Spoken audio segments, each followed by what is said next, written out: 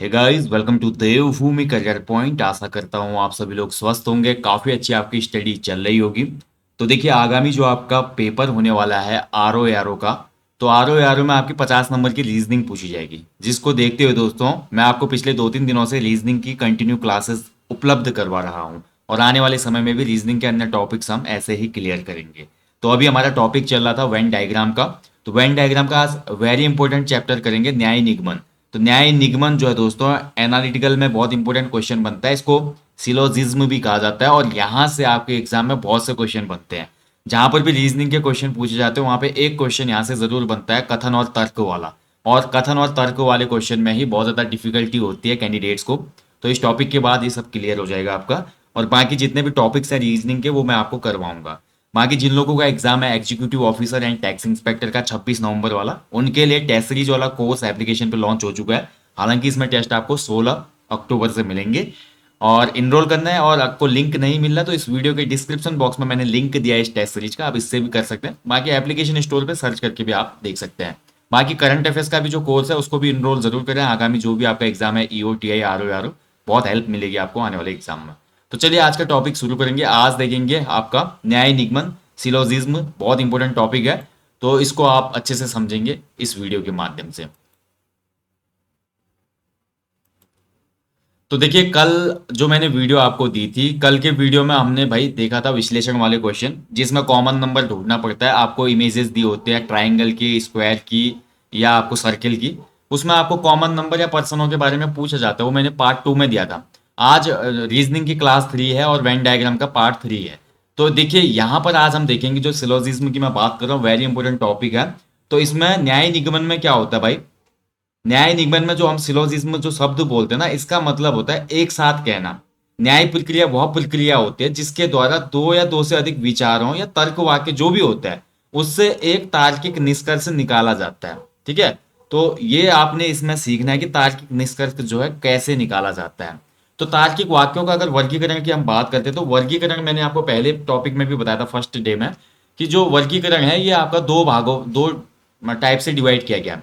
एक होता है आपका सर्वव्यापी कथन या वाक्य, दूसरा आपका होता है अंशव्यापी कथन या वाक्य।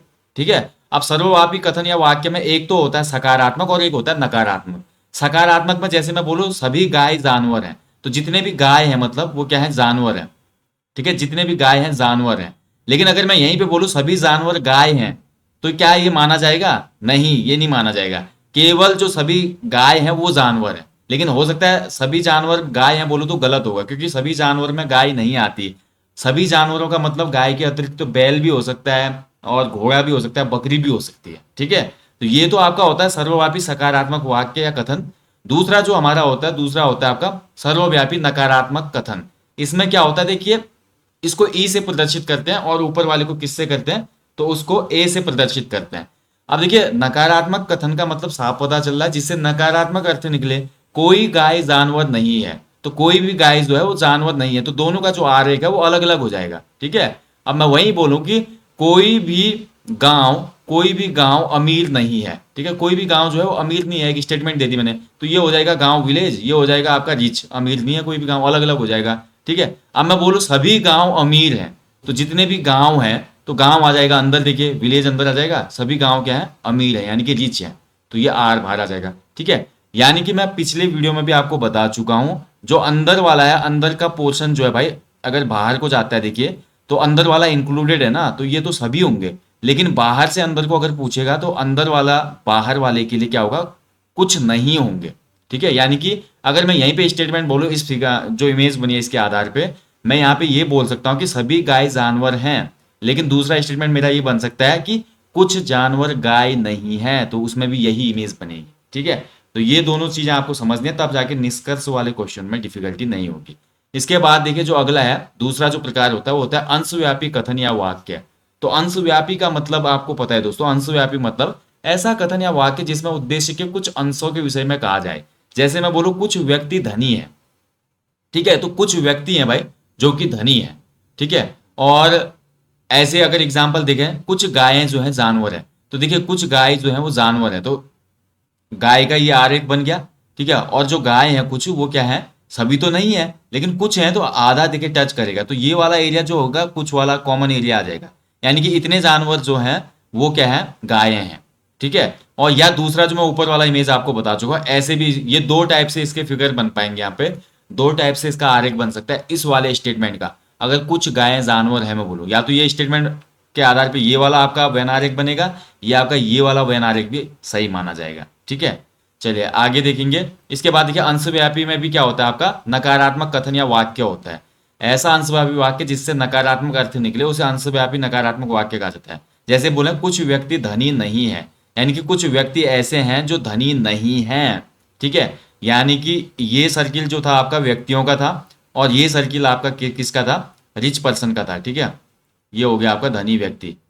अब यहाँ पर देखिए कुछ पहले या सभी ना सभी है ना व्यक्ति बोल रहा है, ये पहले से ही स्टेटमेंट है कि कुछ व्यक्ति धनी हैं। अगर कुछ व्यक्ति धनी है बोलता तो ऐसा बनता जैसा कि मैं आपको यहाँ पे बना के दिखा रहा हूँ।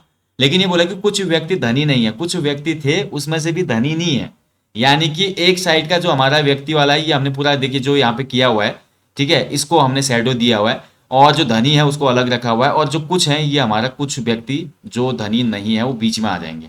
ठीक है। कुछ व्यक्ति जो धनी नहीं है, तो इस प्रकार से आपका वैन आरेख बनेगा, और इसी के आधार पे आपकी स्टेटमेंट निकल जाएगी। अब देखिए वैन आरेख विधि के कुछ हमारे इंपॉर्टेंट यहाँ पे क्या होते हैं, शर्तें होती हैं जिनके आधार पे देखिए आरेख बनते हैं। जैसे मैं बोलूँ कथन सभी एस जो है पी है। ठीक है। सभी एस पी हैं, और दूसरे रूप में ये बोलूँ कि कुछ पी एस हैं, तो दोनों का जो इमेज बनेगा ये वाला इमेज बनेगा। देखिए जो सभी एस हैं, एस अंदर आ गया, पी ने अपने ऊपर अंदर, पी ने अपने अंदर इंक्लूड किया हुआ है एस को, तो एस तो सभी में आ जाएगा। लेकिन जो पी होंगे तो कुछ पी जो है वो एस है। ठीक है। ऐसे दूसरा देखिए, दूसरा बोल रहा देखिए ई में कोई एस पी नहीं है, तो कोई भी एस पी नहीं है तो ऐसा इमेज बनेगा, और कोई भी पी एस नहीं है, तो दोनों के लिए सेम कंडीशन है, तो दोनों अलग अलग बनाए गए हैं। तीसरी कंडीशन बहुत इंपॉर्टेंट है, और यहीं से ज्यादा क्वेश्चन बनते हैं, तीसरी और चौथी कंडीशन। तो तीसरी कंडीशन ये पूछता है कि कुछ एस पी हैं, तो कुछ जो एस हैं वो पी हैं, यानी कि जो कॉमन पार्ट बनेगा, देखिए जहां पे मैं ये कर रहा हूं ये कॉमन पार्ट हो जाएगा, कुछ एस पी है। तो यहां पर देखिए 3 पॉइंट बनते हैं, या तो क्वेश्चन में ऐसे बनाएगा कि कुछ पी एस हैं, कुछ एस पी नहीं है, कुछ पी एस नहीं है, तीनों के लिए सेम फिगर रहेगा। ठीक है। तो आपको समझना है देखिए, क्योंकि कुछ जो एस हैं वो पी हैं, तो पी कुछ एस नहीं होंगे, बिल्कुल सिंपल सा है। ठीक है। अगला देखिए इसी में दोस्तों दूसरा जो आपका इमेज बन सकता है वो ये बन सकती है वैन आरेख। पहली वैन आरेख तो हमने देख लिया कि कैसा बन सकता है इस स्टेटमेंट के लिए। दूसरा जो वैन आरेख है वो ऐसा बन सकता है, ये वाला भी सही है। देखिए जो सभी एस हैं वो पी हैं, क्योंकि एस पी के अंदर इंक्लूडेड है, तो बिल्कुल सभी एस पी हैं। लेकिन कुछ पी एस हैं, तो कुछ ही पी होंगे जो एस होंगे, सभी पी एस नहीं है। ये भी तीसरा जो स्टेटमेंट है इसी से रिलेट करता है देखिए। और तीसरा जो बन सकता है ऐसे भी बन सकता है, देखिए कुछ एस पी नहीं है, कुछ पी एस है, और कुछ एस पी नहीं है। यानी कि सेम चीज है, लेकिन स्टेटमेंट की जो लैंग्वेज है वो चेंज हो रही है। तो आपको ये समझना है कि कैसे इनको सॉल्व करना है। ठीक है। तो ये बहुत, दूसरा जो यहाँ पे आता है जो कंडीशन है इसकी, ये थोड़ा डिफिकल्ट है। कुछ एस पी नहीं है, तो कुछ जैसे हमने पढ़ा ना ऊपर अभी, कुछ व्यक्ति धनी नहीं है, अगर पहले ही स्टेटमेंट में ऐसा बोलता है तो कॉमन यहाँ पे फिगर होता है, बीच का जो पार्ट होता है वो आपका रह जाएगा। ऐसे देखिए कुछ एस पी नहीं है, ऐसा बना लिया हमने, और यहाँ पे पूरा वेन डायग्राम को क्या किया, कवर किया हमने, और बीच का जो पी है वो खाली है। तो यानी कि कुछ जो एस है वो पी नहीं है, या अलग अलग भी हम इसको बना सकते हैं जैसा कि पहले इमेज में था। ठीक है। तो इससे आपको थोड़ा हेल्प मिलेगी, इस वाले इमेज को आप अच्छे से एक बार देख लीजिएगा, समझ में आएगा। तो इसको आपको 2-3 बार देखना चाहिए, तो तब चीजें समझ में आएंगी। ये सबसे इंपॉर्टेंट पहलू है इस पूरे टॉपिक का, सिलोजिज्म का जो टॉपिक है ना, इसका सबसे महत्वपूर्ण जो पहलू है वो यही चार्ट है। इसको समझ ले तो समझ लीजिए, समझ में आ जाएगा। चलिए आप क्वेश्चनों को देखते हैं, जो क्वेश्चन बनते हैं एग्जाम में, ऐसे क्वेश्चन बनते देखिए एग्जाम में आपके, इस तरीके से क्वेश्चन बनते देखिए। फर्स्ट क्वेश्चन है देखिए, इसमें एग्जाम में बिल्कुल ऐसे क्वेश्चन बनेगा आपका, डिक्टो क्वेश्चन ऐसे निकले के आएगा देखिए। ठीक है। तो क्वेश्चन बोल रहा देखिए कुछ मेज कुर्सियां हैं। ठीक है। कथन क्या है, कुछ जो मेज हैं वो कुर्सियां हैं। यानी कि कैसे बनाएंगे इसको, मैंने कुछ का अभी देखिए आपको ऊपर बताया था कि मेंशन किया था ना, कुछ वाले में आप कैसे उसको बनाएंगे, फिगर को कैसे आउट करेंगे। तो यहां पर क्या बोल रहा है देखिए, कुछ जो मेज हैं वो कुर्सियां हैं, और केवल कुछ कुर्सियां बेड हैं। तो देखिए ये जो आपका है, सबसे पहले आपका देखिए कुछ मेज कुर्सियां हैं। तो पहला जो इमेज बनेगा देखिए, फर्स्ट स्टेटमेंट के आधार पर जो हमारा इमेज बनेगा, कुछ मेज कुर्सियां हैं। ठीक है, तो यानी कि ये तो हो गई मेज, और जो कुछ मेज हैं वो कुर्सियां हैं, यानी कि ये हो जाएगी कुर्सियां, दोनों टच करेंगे ना, ये हो जाएगी कुर्सी। ठीक है, कुछ मेज कुर्सियां हैं। अगला बोलता है कि केवल कुछ कुर्सियां बेड हैं। केवल कुछ कुर्सियां, यानी कि मेज से तो कोई मतलब ही नहीं है बेड का, मेज से कोई मतलब नहीं है बेड का, लेकिन कुछ कुर्सियां ऐसी हैं, जो कुछ कुर्सियां हैं जो कि बेड है, सभी तो नहीं है लेकिन कुछ हैं, तो अंदर आ जाएगा, ये बेड आ जाएगा। ठीक है, ये हो गया बेड आपका। तो ये बनेगा इसका वेन डायग्राम, मेज कुर्सी और बेड का। अब आ जाते हैं निष्कर्ष में। देखिए निष्कर्ष पहला क्या बोलता है, कुछ कुर्सियां बेड है। देखिए जो पहला निष्कर्ष है भाई, इसका क्या बनेगा कि कुछ कुर्सियां बेड हैं, यानी कि ये तो वो पहले ही बोल चुका है ना, ये कथन में ही बोला है उसने। देखिए कुछ जो कुर्सियां अंदर के वाले पार्ट में अगर बेड रखा गया है तो कुछ कुर्सियां बेड हैं, तो पहला निष्कर्ष बिल्कुल सही है। दूसरा बोलता है कि कुछ कुर्सियां बेड नहीं हैं, बिल्कुल ये भी सही है, क्योंकि ये बोल रहा है साफ साफ, देखिए कथन में केवल कुछ कुर्सियां बेड हैं, सभी कुर्सियां तो बेड नहीं है, तो इसका मतलब ये कि कुछ कुर्सियां बेड भी नहीं होंगी, यानी कि ऑप्शन जो निष्कर्ष जो हमारा कंक्लूजन 2 है वो भी सही है। तो इसके आधार पे दोनों ही निष्कर्ष सही हैं, तो यानी कि इसका आंसर हो जाएगा option A B C D E हो जाएगा इसका आंसर। ठीक है, देखिए ई तक इसमें दिया हुआ है। निष्कर्ष एक और दो दोनों ही अनुसरण करते हैं, यानी कि इसमें जो निष्कर्ष है दोनों ही निष्कर्ष सही हैं इस क्वेश्चन के, क्योंकि कुछ कुर्सियां बेड हैं और कुछ कुर्सियां बेड नहीं हैं। चलिए आगे बढ़ेंगे, अगले क्वेश्चन को देखेंगे। अगला क्वेश्चन बोलता है, देखिए कुछ एथलीट व्यवसायी हैं, यानी कि एथलीट जो है कुछ व्यवसायी है, बिजनेसमैन है। तो इसमें भी सेम इमेज बनेगा जैसे हमने ऊपर बनाया। देखिए तो सबसे पहले हम देख लेंगे कुछ एथलीट जो है, एथलीट को मैं ए से परिभाषित कर रहा हूँ। कुछ एथलीट व्यवसायी है, यानी कि व्यवसायी, कुछ मतलब दोनों चिपके होंगे, तो व्यवसायी मतलब बिजनेसमैन। ठीक है, कुछ एथलीट जो है बिजनेसमैन है, और सभी व्यवसायी अमीर हैं। देखिए ये कितना अच्छा बना दिया, तो जितने भी व्यवसायी हैं भाई, व्यवसायी किस में आ जाएगा, तो सभी व्यवसायी क्या है, अमीर हैं। तो जितने भी व्यवसायी हैं भाई, ये अलग से ऐसा बन जाएगा, तो अमीर का, ये अमीर के अंदर आ जाएंगे ना, तो बाहर वाला गोला बन जाएगा किसका, रिच पर्सन का। यानी कि अगर मैं देखिए अच्छे से बनाऊं इस वाले फिगर को, तो ये ऐसे बनेगा। यही आपको समझना है, ये समझ में आ गया तो आपका क्लियर हो जाएगा टॉपिक बिल्कुल। ठीक है, तो ये क्या बोल रहा था कि कुछ जो एथलीट हैं वो व्यवसायी हैं, ये कुछ एथलीट हो गए। ठीक है, अब बोल रहा था कि वो कुछ व्यवसायी और सभी व्यवसायी अमीर हैं, कुछ तो व्यवसायी हैं, और देखिए इसको ध्यान से समझना पड़ेगा। ये बन गया, और एक इसके अंदर का बन गया, ये वाला इमेज बनेगा इसका। तो ये तो हो गए एथलीट, और ये हो गया बाहर, जो बाहर वाला बनेगा वो हो गया अमीर यानी कि रिच, और ये व्यवसायी यानी कि बिजनेसमैन। तो देखिए कुछ एथलीट व्यवसायी हैं बिल्कुल, और सभी व्यवसायी अमीर हैं। तो सभी व्यवसायी अमीर हैं, तो अमीर एथलीट भी होंगे कुछ, क्योंकि कुछ जो व्यवसायी हैं वो एथलीट हैं, और जितने भी व्यवसायी हैं वो अमीर हैं। ठीक है, यानी कि व्यवसायी सभी अमीर हैं, तो एथलीट भी तो कुछ व्यवसायी हैं, तो यानी कि कुछ एथलीट भी अमीर होंगे। तो यहीं पे हमको एक स्टेटमेंट जो है, स्टेटमेंट के आधार पे एक निष्कर्ष तो पता चल गया। चलिए आप देखिए पहला निष्कर्ष क्या होता है, कुछ एथलीट अमीर है, बिल्कुल सभी बोलता तो गलत हो जाता, क्योंकि सभी जो बिजनेसमैन है केवल वो अमीर है, लेकिन कुछ एथलीट अमीर भी होंगे, क्योंकि कुछ एथलीट पहले से ही क्या है, व्यवसायी हैं, और व्यवसायी अमीर है सभी। तो पहला निष्कर्ष बिल्कुल सही है, कुछ एथलीट अमीर हो जाएंगे, कोई एथलीट अमीर नहीं है। दूसरा देखिए बिल्कुल गलत हो जाएगा, क्योंकि कुछ एथलीट हैं जो कि रिच हैं, लेकिन ये बोल रहा है कि कोई भी एथलीट अमीर नहीं है। यहाँ पे निष्कर्ष दो बिल्कुल गलत है, तो इस क्वेश्चन का जो उत्तर निकलेगा वो केवल निष्कर्ष एक निकलेगा, ऑप्शन ए इसका राइट आंसर हो जाएगा। निष्कर्ष एक ही अनुसरण करता है इसका। ठीक है, चलिए आगे बढ़ेंगे अगले क्वेश्चन की तरफ।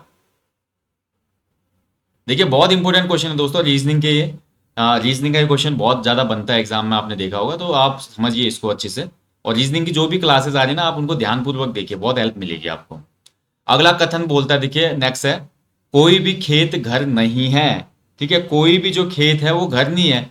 तो बहुत सिंपल सा इसका इमेज बनेगा, देखिए बहुत ध्यान से देखिए, कोई भी जो खेत है, ये हो गया खेत, कोई भी खेत घर नहीं है। ठीक है, घर अलग हो गया, लीजिए खेत भी अलग बना दिया मैंने, घर भी अलग, क्योंकि कथन ही ऐसा बोल रहा है, कोई भी खेत और घर नहीं है, यानी कि दोनों के बीच में जब कोई भी रिलेशन नहीं होता है, तो वहां पर दोनों का वैनारिक जो है अलग अलग बनता है। अगला बोलता है कि सभी खेत पार्क हैं, तो जितने भी खेत हैं वो किसके अंदर आ जाएंगे, पार्क के अंतर्गत। देखिए ये हो गया सिंपल इसका इमेज। ठीक है, जितने भी खेत हैं वो पार्क हैं। ठीक है, सभी खेत पार्क हैं, लेकिन कुछ पार्क खेत नहीं होंगे क्योंकि अंदर की तरफ जा रहा है। ठीक है, ये ध्यान रखना, लेकिन सभी खेत जो हैं ये पार्क हैं, और घर अलग हो गए। क्योंकि कोई रिलेशन नहीं बन रहा है इनमें। तो चलिए अब स्टेटमेंट को चेक करते हैं। तो पहला स्टेटमेंट क्या बोलता है ये, पहला स्टेटमेंट बोलता है ये, कोई भी खेत घर, कोई भी घर खेत नहीं है। बिल्कुल सही है, कोई भी जो घर है वो खेत नहीं है, कोई भी रिलेशन नहीं है इन दोनों के बीच में। तो ये वाला स्टेटमेंट बिल्कुल सही है, मतलब निष्कर्ष पहला सही है। दूसरा निष्कर्ष बोलता है कुछ पार्क खेत हैं। तो कुछ पार्क खेत हैं, तो यानी कि कुछ पार्क खेत हैं और सभी खेत पार्क हैं, ये वाला स्टेटमेंट भी सही है। ठीक है, क्योंकि पार्क के अंतर्गत खेत समाहित है। ठीक है, तो कुछ पार्क जो होंगे वो खेत होंगे और सभी खेत पार्क होंगे, क्योंकि अंदर वाले के लिए सभी होता है लेकिन बाहर वाले के लिए अंदर आएगा तो वो हो जाता है कुछ। अब बोलते हैं कुछ घर खेत हैं, तो कुछ घर जो है खेत हैं, घर और खेत का तो कोई रिलेशन ही नहीं है भाई। तो ऑप्शन जो निष्कर्ष 3 है वो बिल्कुल गलत है, कंक्लूजन 3 नहीं निकल रहा है इसका। तो इसका आंसर हो जाएगा केवल कथन 1 और जो हमारा निष्कर्ष 1 और 2 है वही अनुसरण करता है इसका। ठीक है, तो निष्कर्ष 1 और 2 निकलेगा, इसका ऑप्शन बी हो जाएगा इसका उत्तर सही, 1 और 2। चलिए आगे बढ़ेंगे अगले क्वेश्चन की तरफ। अगला क्वेश्चन बोलता है भाई, सभी प्लास्टिक फल हैं, थोड़ा इसको छोटा करना पड़ेगा तब ये बन पाएगा ना। ठीक है, तभी सॉल्यूशन हो पाएगा। देखिए कथन क्या बोल रहा है, देखिए सभी प्लास्टिक फल हैं, सभी फल पुस्तकें हैं, कोई पुस्तक पतलून नहीं है। थोड़ा डिफिकल्ट हो जाएगा देखिए क्वेश्चन अब। ठीक है, थोड़ा डिफिकल्ट होगा। देखिए क्या बोल रहा है ये, देखिए सभी प्लास्टिक फल हैं, तो जितने भी प्लास्टिक है देखिए सभी प्लास्टिक, यानी कि सबसे अंदर आ जाएगा पी प्लास्टिक, सभी प्लास्टिक फल हैं, यानी कि इसके बाहर आ जाएगा फल, क्योंकि जितने भी प्लास्टिक है वो क्या है, फल, यानी कि फ्रूट हो गया, एफ लिख दिया मैंने इसमें। ठीक है, और ये बोलता है कि सभी फल पुस्तकें हैं और जितने भी फ्रूट्स हैं वो क्या हो जाएंगे, बुक्स हो जाएंगी। तो फ्रूट्स भी किसके अंदर आ जाएंगे, बुक्स के अंदर। तो बाहर वाला बन जाएगा सर्किल किसका, बुक्स का। ठीक है, तो सबसे बाहर वाला हो गया बुक्स का, सेकंड वाला सर्किल हो गया फ्रूट्स का और अंदर हो गया इसके क्या है, प्लास्टिक। ठीक है, और अगला जो कथन बोलता है कोई पुस्तक पतलून नहीं है, तो ये तो बिल्कुल ही अलग बोल दिया उसने। देखिए सभी प्लास्टिक फल हैं, सभी फल पुस्तक हैं, दो जो कथन थे ये तो रिलेट कर रहे थे आपस में, लेकिन तीसरा जो कथन था कोई पुस्तक पतलून नहीं है। ठीक है, तो तीसरा जो है हमारा बिल्कुल ही अलग कर दिया उसने। तो पतलून जो हो जाएगा अलग हो जाएगा, इस इमेज से अलग हो जाएगा, ये पतलून हो जाएगा, इसका अलग ही वैन बनेगा। ठीक है, तो इसका मतलब क्या हो जाएगा, देखिए ये अलग हो गया पतलून बिल्कुल, बाकी ये तीनों एक दूसरे के अंदर समाहित रहेंगे। अब देखिए इसमें पहला स्टेटमेंट क्या बोलता है, कुछ पुस्तकें प्लास्टिक है। देखिए यहाँ पे क्या बोल रहा है वो, सभी प्लास्टिक फल हैं, सभी फल पुस्तकें हैं, कुछ पुस्तकें प्लास्टिक हैं। तो पुस्तकें कहाँ पे रखी थी हमने, तो पुस्तक कहाँ पे रखी थी, पुस्तक हमारी थी भाई, पुस्तक हमारी सबसे लास्ट में है बाहर, और अंदर जो है प्लास्टिक है, यानी कि बाहर से अंदर की तरफ जब एरो जाएगा तो कुछ वाला स्टेटमेंट सही होता है। तो कुछ पुस्तकें जो है प्लास्टिक हैं, लेकिन सभी प्लास्टिक जो है वो किताबें हैं। सभी प्लास्टिक पुस्तकें हैं लेकिन सभी पुस्तकें प्लास्टिक नहीं होंगी, तो कुछ होंगी, बिल्कुल सही है। कोई पतलून प्लास्टिक नहीं है, कोई भी पतलून प्लास्टिक नहीं है, तो यानी कि जो पतलून है ये प्लास्टिक नहीं है, बोला साफ साफ, बिल्कुल सही है, निष्कर्ष 2 भी निकल रहा है इसका। तीसरा बोलता है भाई कुछ फल प्लास्टिक हैं, तो कुछ फल प्लास्टिक हैं, देखिए सभी प्लास्टिक फल हैं बोल रहा है वो, लेकिन जो कुछ फल हैं वो प्लास्टिक होंगे। ठीक है, तो तीसरा स्टेटमेंट भी सही है, क्योंकि जो प्लास्टिक है वो फ्रूट्स के अंदर है, और जब भी किसी के अंदर कोई होता है तो अंदर वाले के लिए तो सभी होता है लेकिन बाहर वाले के लिए कुछ होता है। तो कुछ जो फल हैं वो प्लास्टिक होंगे और सभी प्लास्टिक फल हैं, वो पहले ही बताया गया उसमें। अगला बोलता है कुछ पतलून फल हैं। देखिए पतलून का ना फल से संबंध है, पतलून का ना प्लास्टिक से संबंध है, और पतलून का ना पुस्तक से संबंध है, यानी कि पतलून बिल्कुल अलग है, तो इसका किसी से रिलेशन नहीं है। तो ऑप्शन जो आपका निष्कर्ष 4 है, कंक्लूजन 4, ये बिल्कुल गलत है। तो निष्कर्ष 1 2 3 निकलता है, तो यानी कि ऑप्शन ए राइट आंसर हो जाएगा इसमें, निष्कर्ष 1 2 और 3 अनुसरण करते हैं। ठीक है, चलिए आगे बढ़ेंगे। अगला क्वेश्चन बोलता है, देखिए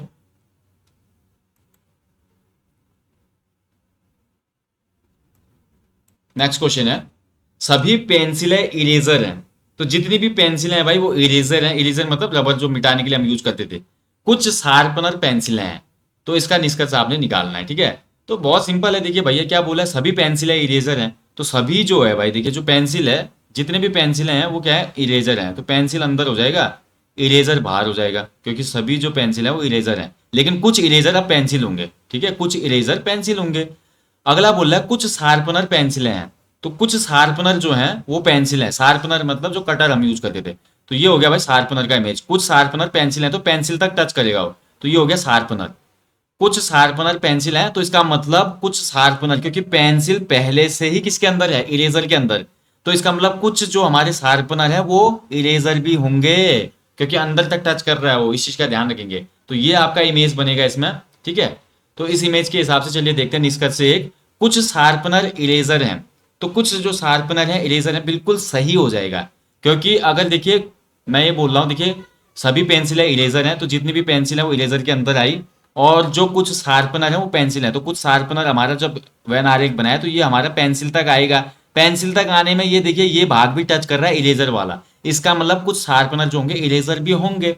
और सभी पेंसिल है शार्पनर है, तो देखिए पहले ही कथन में ये बोला गया है कि कुछ शार्पनर पेंसिलें हैं, तो सभी का तो कोई मतलब ही नहीं है, दूसरा निष्कर्ष अपने आप ही डिलीट हो जाएगा। तो केवल निष्कर्ष एक निकलेगा, इसका ऑप्शन बी सही उत्तर है इसमें, ठीक है। तो ऑप्शन बी बिल्कुल सही उत्तर हो जाएगा। तो इस प्रकार के क्वेश्चनों को दोस्तों ऐसे सॉल्व करना पड़ता है। और हालांकि देखिए थोड़ा डिफिकल्टी लेवल बढ़ा है इन क्वेश्चनों का, आजकल जो भी एग्जाम होते हैं, आप सेंट्रल गवर्नमेंट के दो, बैंकिंग के दो, या आप स्टेट पीसीएस दे रहे हो, या ग्रुप सी का दे रहे हो, ठीक है, अधीनस्थ चयन आयोग का, तो वहां पर थोड़ा आजकल देखिए जो लेवल है उसको इंक्रीज किया गया है। बट जो इस क्वेश्चन को सॉल्व करने का तरीका है, या जो चीजें आपको पता होनी चाहिए, वो इस वीडियो में मैंने आपको बता दी है, जिससे आपको नेक्स्ट एग्जाम में कभी क्वेश्चन आता है इससे रिलेटेड तो आप उसको आसानी से सॉल्व कर पाएंगे, ठीक है। तो यहीं पे इस सेशन को मैं समाप्त करूंगा दोस्तों। आप ये मान के चलिए कि जो हमारा वैन आरेख का टॉपिक था, लगभग लगभग वो टॉपिक अब समाप्त हो चुका है, ठीक है। अब बात करेंगे अगला जो टॉपिक आएगा ना, उसमें हम देखेंगे कोई अन्य टॉपिक, यानी कि कोई अन्य हम वीडियो लाएंगे, उसमें अलग टॉपिक लाएंगे रीजनिंग का। तो आप उसका वेट कीजिएगा, और जितने भी रीजनिंग के क्लासेस आ रहे हैं इनको आप फॉलो कीजिए, इसका निश्चित लाभ आपको देखने को मिलेगा। अब देखेंगे नेक्स्ट टॉपिक या तो नंबर सीरीज करेंगे, या आपका आव्यूह रचना वाले जो क्वेश्चन होते हैं वो करेंगे, या आप देख लेंगे कि जो हमारा ब्लड रिलेशन वाले क्वेश्चन होते हैं वो भी बना लेंगे, और डायरेक्शन वाले भी कर लेंगे। तो कोई भी टॉपिक पकड़ लेंगे नेक्स्ट, ठीक है, इसके बाद। लेकिन रीजनिंग की क्लास में आपको कंटिन्यू देता रहूंगा, मैं प्रयास करता रहूंगा। बाकी जो हमारी टेस्ट सीरीज वगैरह आ रही है उनको तो आप फॉलो करिएगा दोस्तों, बहुत इंपॉर्टेंट वो टेस्ट सीरीजें हैं, और टेस्ट सीरीज से आपको निश्चित लाभ मिलेगा आने वाले एग्जाम में, ठीक है। तो टेस्ट सीरीज को आपने बिल्कुल भी स्किप नहीं करना है। बाकी देखिए जो ये ईओ और टीआई की टेस्ट सीरीज है 16 से शुरू होने वाली है, अभी इस पे कूपन कोड है 16 अक्टूबर तक, जिनको भी अगर इस कोर्स में एनरोल करना है तो कर लीजिए। डायरेक्ट आपको नहीं मिल पाता है एप्लीकेशन स्टोर पे, तो यहाँ पे लिंक है नीचे इस वीडियो के डिस्क्रिप्शन बॉक्स में, वहाँ से आप ले सकते हैं। बाकी मैं आपको जल्दी मिलूंगा नेक्स्ट सेशन में, तब तक आप लोग अच्छे से अपनी स्टडी कीजिएगा, अपना ध्यान रखिएगा दोस्तों। जय हिंद, जय देवभूमि।